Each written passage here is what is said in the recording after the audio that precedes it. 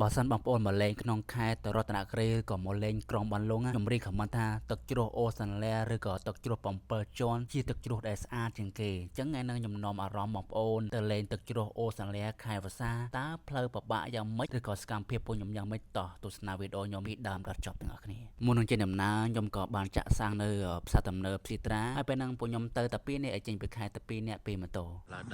យ៉ាឡោមហើយរៀបព្រេមសិនជាបាក់សិនពេលហ្នឹងពួកខ្ញុំអត់ទៅតាមកញ្ចាញពួកខ្ញុំទៅតាមបឹងយ៉ាឡោមជិះមកពីខេត្តមេឃឲ្យភ្លៀងមែនណាមកដល់នោះគឺមេឃមកប្រើមានឲ្យជោគ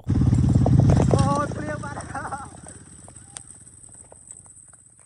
ឥឡូវនេះមានមេឃភ្លៀងហើយ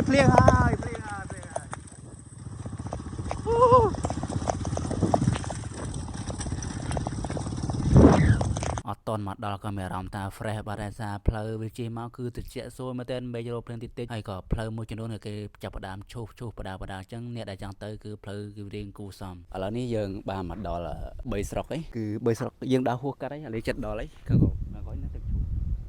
ហើយទៅទៀតតែប៉ិតខែហ្នឹងអាចទឹកឈូសវាហូរខ្លាំងអញ្ចឹងវាអាចស្អាតតែប្រហែលជាល្អតិចទីបំផុតយើងមកដល់ថ្លងទ្វារដែលចូលទឹកជ្រោះ7ជាន់ឬក៏ទឹកជ្រោះអូសាន់ឡែអូយនេះមែនគាត់ជិះម៉ូតូតាមផ្លូវនេះមានអារម្មណ៍តាមស្រស់ស្រាយបានហើយអូយផ្លូវអែមណាអូយមកដល់ហើយ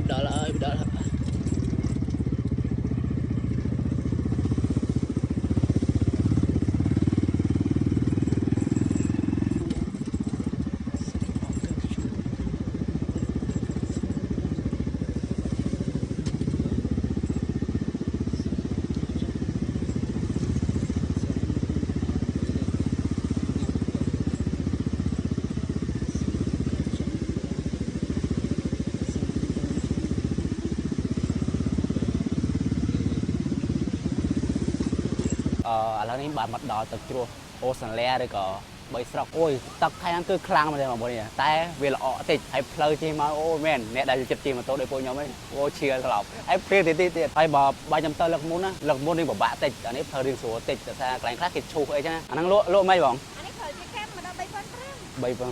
អញ្ចឹងបងប្អូនបើមកលេងទឹកជ្រោះ3អូសាន់ឡែ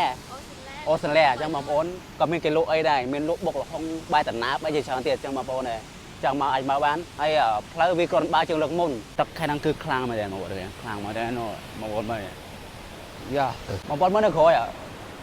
អត់តែប៉ិតខែហ្នឹងទឹកខ្លាំងតែវាល្អតិចទេក្រោយខ្ញុំអែមែនតើយ៉ា